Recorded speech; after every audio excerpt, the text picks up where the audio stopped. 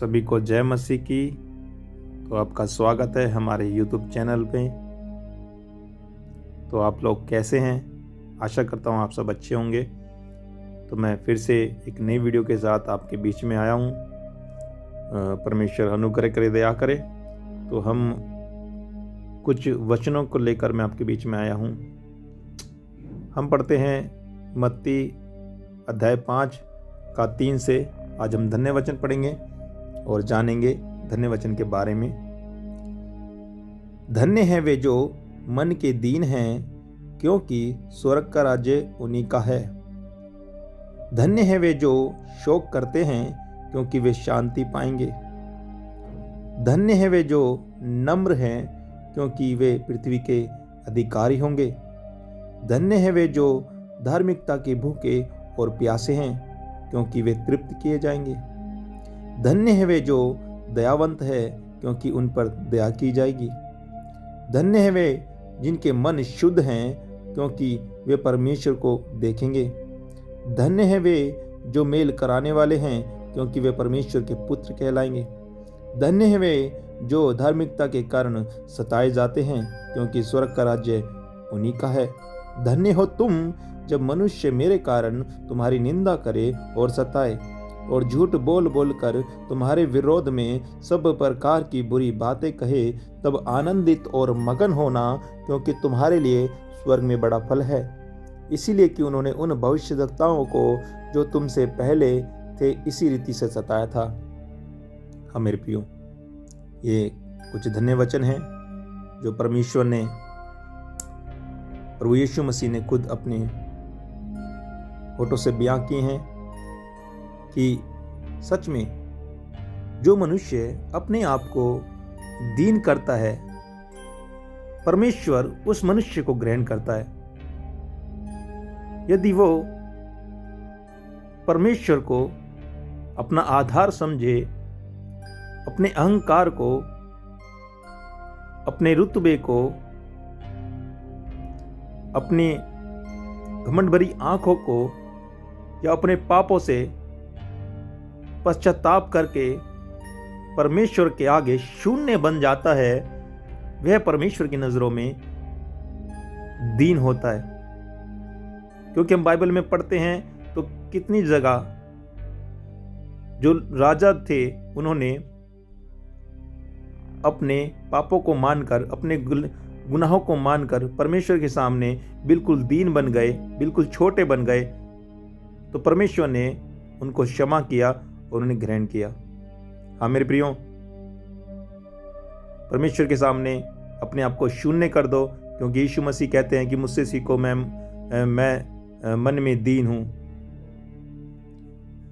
क्योंकि यीशु मसीह भी अपना सारा राजपाट छोड़कर, अपना सारा रुतबा छोड़कर हम लोगों के लिए इस पृथ्वी पर आए और अपने प्राणों को दे दिया। सारा अधिकार होते हुए भी अपने आप को उसने कुछ भी नहीं समझा। तो इसी रीति से हमको भी यदि हम कुछ हैं भी तो भी हमें कुछ नहीं समझना, क्योंकि हम परमेश्वर के आगे बिल्कुल जीरो हैं। हमें कभी भी अपने आप को धर्मी नहीं ठहराना, क्योंकि परमेश्वर ही है जो हमको धर्मी ठहरा सकता है, क्योंकि वो धर्मी है। हालेलुया। आगे हम देखते हैं तो चौथे वचन में कहता है, धन्य हैं वे जो शोक करते हैं, क्योंकि वे शांति पाएंगे। हाँ मेरे प्रियो, ये शोक करने वाले लोग कौन हैं? ये शोक करने वाले लोग वही हैं जो भलाई करते रहते हैं और उनको बुराइयां मिलती हैं और वो फिर भी भलाई करने से पीछे नहीं हटते। उनको बार बार शोक होता है, बार बार दुख होता है, फिर भी वो परमेश्वर का भय मानकर उन भलाइयों को करते हैं। हाँ मेरे प्रियो, यही लोग हैं जो परमेश्वर का काम करते हुए भी भलाइयों को करते हैं, चाहे उसका भलाई का प्रतिफल कुछ भी हो। हालेलुया। और हम 5वें वचन में पढ़ते हैं, धन्य हैं वे जो नम्र हैं, क्योंकि वे पृथ्वी के अधिकारी होंगे। हाँ मेरे प्रियो, जो वो कौन लोग हैं जो मन में नम्र है? और आपको बताना चाहता हूं कि जिनको किसी भी बात पर क्रोध नहीं आता, किसी भी बात पर नहीं लड़ते, जो अपना हक भी दूसरों को दे देते हैं, जो क्रोध करना भूल चुके हैं,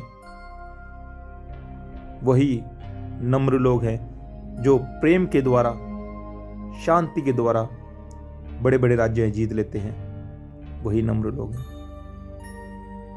मैं आपको बताना चाहता हूं कि परमेश्वर ऐसे ही लोगों को अधिकारी बनाएगा। तो हम 6ठे वचन में पढ़ते हैं, धन्य है वे जो धार्मिकता के भूखे और प्यासे हैं, क्योंकि वे तृप्त किए जाएंगे। हाँ मेरे प्रियो, जो परमेश्वर के राज्य और धर्म के खोजी हैं, परमेश्वर उनको तृप्त करेगा। परमेश्वर उनकी भूख को मिटाएगा, उनकी प्यास को बुझाएगा। क्योंकि जितनी हम आज भूख लगाते हैं, प्यास बढ़ाते हैं, उतने ही ज़्यादा परमेश्वर हम पर करुणा और दया करता है। तो यही परमेश्वर की धार्मिकता है कि हम प्रभु यीशु मसीह पर, उस जीवित परमेश्वर पर हम विश्वास करें। 7वें वचन में पढ़ते हैं, धन्य है वे जो दयावंत हैं, क्योंकि उन पर दया की जाएगी। हाँ मेरे प्रियो, परमेश्वर उन्हीं पर दया करने वाला परमेश्वर है। यदि हम जब किसी पर दया करेंगे तो समझो परमेश्वर भी हम पर दया करेगा। यदि हम कठोर बन जाएंगे हम, तो फिर परमेश्वर भी क्या बन जाएगा? कठोर बन जाएगा, और वो कभी भी क्षमा नहीं करेगा, कभी भी वो दया नहीं करेगा। इसीलिए हर बात में हमें दयावंत बनना है, चाहे कंडीशन कोई भी हो, ये मायने नहीं रखता, मगर हमारे हृदय में क्या निकल चाहिए? दया होनी चाहिए, लोगों के लिए दया होनी चाहिए। तो परमेश्वर उस दयावंत मनुष्य से खुश होता है, और उसको जब न्याय का दिन आएगा तो परमेश्वर उस पर भी दया करेगा। हालेलुया। तो आगे हम पढ़ते हैं 8वें वचन में, धन्य है वे जो जिनके मन शुद्ध हैं, क्योंकि वे परमेश्वर को देखेंगे। हाँ मेरे प्रियो, परमेश्वर को वही लोग देख सकते हैं जिनके मन शुद्ध हैं, जिनके अंदर किसी भी प्रकार की कोई भी बुराई नहीं है, जिनका मन का मैल प्रभु यीशु मसीह के लहू से धुल चुका है, जो अपने मनों में किसी के लिए कोई बुराई नहीं रखते, किसी के लिए कोई भी पाप नहीं रखते। क्योंकि लोग यह सोचते हैं कि मैं यदि कुछ खाऊंगा या किसी चीज को छूंगा तो मैं अशुद्ध हो जाऊंगा, मगर परमेश्वर मन की अशुद्धता के बारे में जानता है, वो उसे शुद्ध करना चाहता है, और जो अपने मन को शुद्ध कर लेते हैं वही परमेश्वर को क्या करेंगे? देखेंगे। तो हम मेरे प्रियो अपने अपने मन को शुद्ध करें ताकि हम परमेश्वर को देख सकें। हम 9वें वचन में पढ़ते हैं, धन्य हैं वे जो मेल कराने वाले हैं, क्योंकि वे परमेश्वर के पुत्र कहलाएंगे। हाँ मेरे प्रियो, यदि आपको परमेश्वर का पुत्र कहलाना है तो आपको उन लोगों को परमेश्वर के नजदीक लाना पड़ेगा। उन लोगों को जो बिछड़े हुए हैं, एक पिता से उसके बेटे को मिलाना पड़ेगा।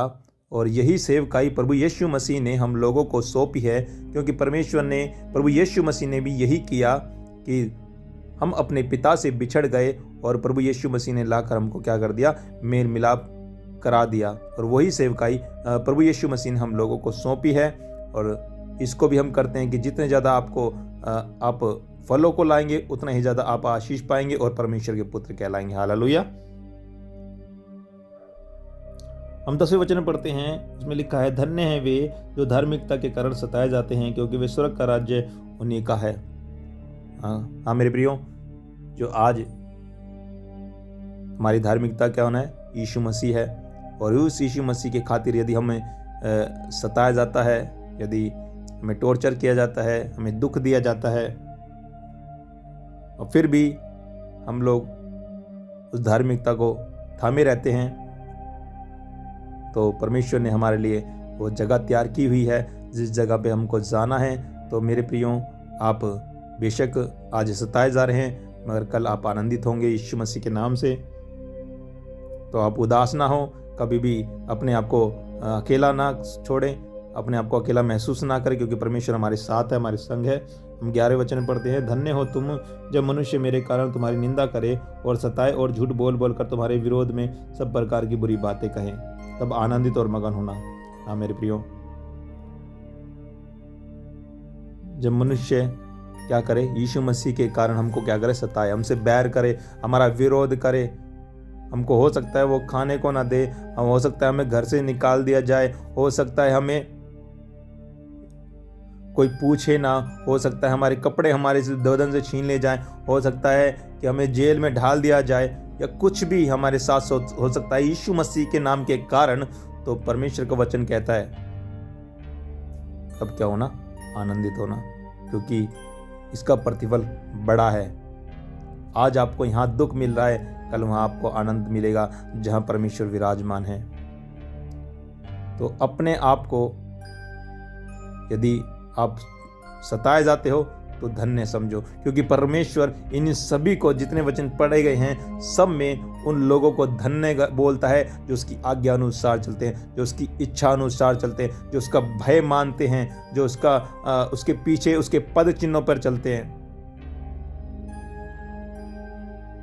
क्योंकि परमेश्वर का वचन कहता है जब वो हरे पेड़ के साथ इतना कुछ कर सकते हैं तो सूखे पेड़ों के साथ वो क्या कुछ ना करेंगे। तो अपने आप को पूरी रीति से अपने आप को तैयार करो और मन में दीन बनो, जो भलाई करे और नम्र बनो, धार्मिकता के भूखे और प्यासे होकर परमेश्वर के पीछे चलो, दयावंत बनो, मन के शुद्ध बनो, मेल कराने वाले बनो। धार्मिकता के कारण आप सताए जाएंगे तो आप धन्य ठहरोगे, और परमेश्वर प्रभु यीशु मसीह के नाम से यदि आपको सताया जाएगा तो भी आप धन्य ठहरोगे, क्योंकि ये परमेश्वर का वचन है। हालेलुया। परमेश्वर आप इन वचनों के द्वारा आपको बहुत आयत से आशीष दे, आपके मन खुले, आपका हृदय खुले और आप परमेश्वर के करीब आ सके। मैं विश्वास करता हूँ कि इस बातों पर जितने वचन आप सुने गए हैं सब आप लोगों ने ग्रहण किए हैं, और मैं प्रार्थना करता हूँ उन लोगों के लिए जो अभी तक परमेश्वर से दूर है, वो परमेश्वर के करीब आए, परमेश्वर के नज़दीक आए। यदि आप मेरे YouTube चैनल पर नए हैं तो मेरे चैनल को सब्सक्राइब करें, लाइक करें और ज़्यादा से ज़्यादा शेयर करें, ताकि ये वचन औरों तक भी पहुंच सके, और आपका एक शेयर किसी की ज़िंदगी को और किसी के आत्मा को बचा सकता है। हालेलुया, आमीन। फिर मिलते हैं नेक्स्ट वीडियो में। सभी को जय मसीह की।